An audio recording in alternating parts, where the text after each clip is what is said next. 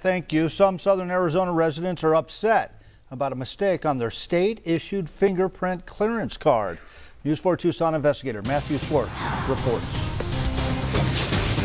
Daycare workers, dental hygienists, and school bus drivers are among the more than 50 types of jobs or volunteer work requiring a state fingerprint clearance card. The cards are issued by the Department of Public Safety after the applicant's criminal history is checked.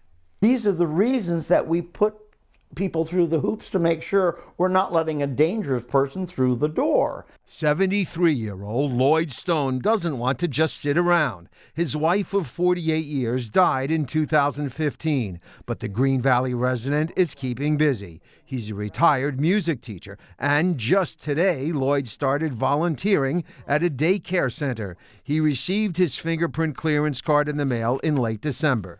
And when I looked at it, and everything's fine until I got to where it said sex, and there was the letter F, and I nearly dropped the card. It was like, are you kidding me?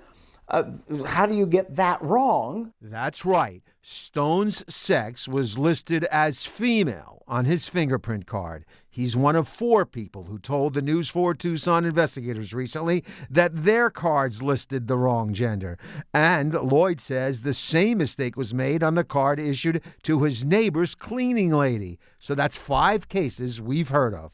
It seems to me that if you can't get something as basic after they have checked state and federal records and they can't get your sex right, then can they be trusted to get the really important info? And this is what makes me upset. Stone called DPS after seeing the mistake, and the agency promptly sent a corrected card.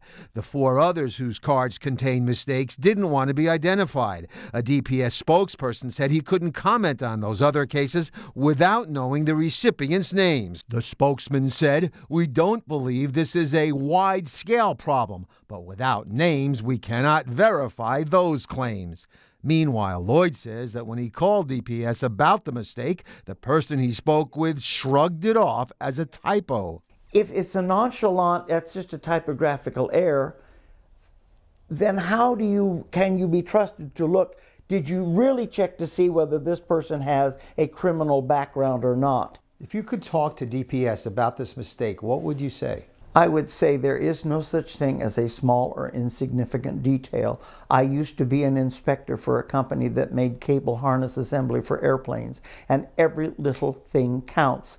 If you receive a fingerprint clearance card that contains a mistake, you can call DPS or visit its office in Phoenix. We've put more information on that on our website, KVOA.com.